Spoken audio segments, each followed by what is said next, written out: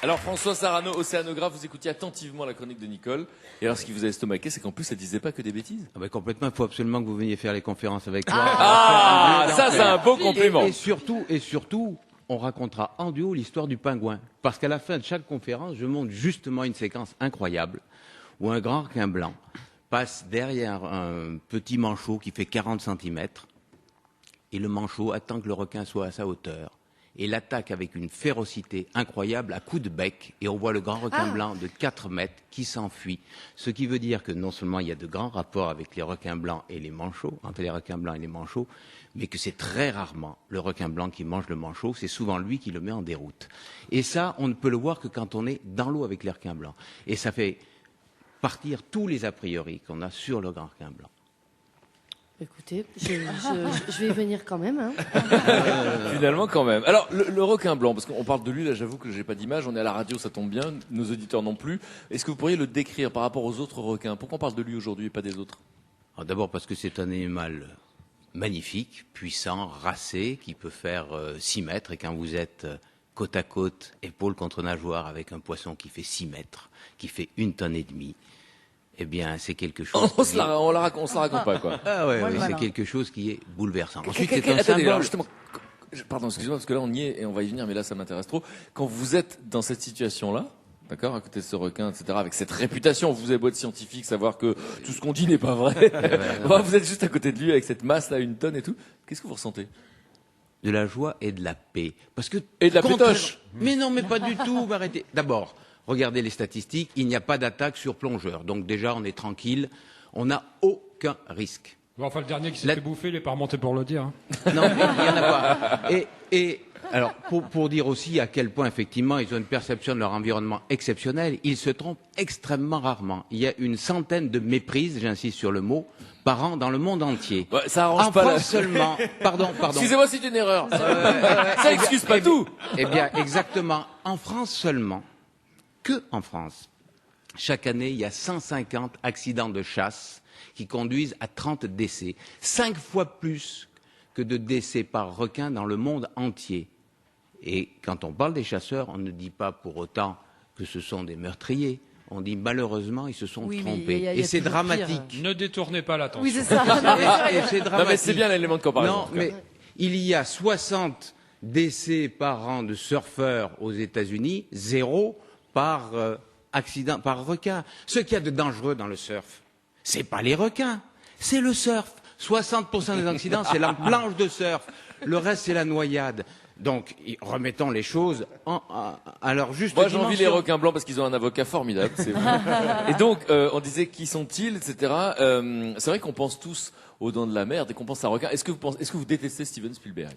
C'est magnifique. C'est un film. Non, mais attendez, le film est magnifique. Parce que l'image des requins dans le monde, elle y est pour. Enfin, voilà. Bien après, sûr. Ce film-là, forcément, c'est difficile. On peut dire ça de tous les films romancés. Spielberg, comme Peter Benchley qui a écrit le roman, ont dépeint leur fantasme. Ils n'avaient jamais vu de requin. Et leur film est tout à fait exceptionnel. C'est un film fascinant. Mais ce film-là était à ce point fascinant qu'il est devenu vérité et qu'il a été répété 1000 fois, au point que même les scientifiques, lorsque nous avons proposé de plonger librement avec ces grands requins blancs, nous ont dit n'y allez pas, vous allez vous faire manger. C'est-à-dire qu'on n'était plus capable de faire la différence entre le fantasme et le fait. Et ce que nous avons voulu montrer, c'était quels étaient les faits. Et le fait, c'est simple. Plonger avec un requin blanc, c'est quelque chose de magique. C'est quelque chose qui est d'autant plus simple que le requin fait ce qu'il dit, parce qu'il parle avec ses ailerons. Écoutez, bien sûr. Et oui, il parle avec ses ailerons et ses ailerons, ses mouvements d'ailerons. Il vous mais moi, dit je parle ce pas qu'il va aileron, faire. moi. Alors moi, si j'en vois, je me casse. Qu'est-ce qu'il dit avec C'est ses ça qui ailerons? est extraordinaire, c'est que en plongeant avec lui régulièrement, on apprend son langage corporel et ce qui permet de le décrypter. Alors, et lui, il ne calcule dites-nous un truc pas. en il est requin pas- blanc et on va voir si on comprend. Qu'est-ce qu'il dit un requin blanc avec les ailerons? Qu'est-ce que vous Eh comprenez? bien, lorsqu'il veut vous intimider, parce que le requin ne vous considère jamais comme une proie, mais comme un concurrent, lorsqu'il veut vous intimider pour garder une proie dont il a senti l'odeur, par exemple, eh bien, il vous charge en baissant les ailerons, presque à la verticale, ce qui gonfle un peu l'encolure. Il arrive à pleine vitesse sur vous. Et ça, vous l'avez vécu. Vous l'avez vécu. Voilà. Et voilà. Et si vous ne bougez pas, Ben, c'est que vous êtes un vieux con parce que faut, moi, normalement, vous arrêtez, moi.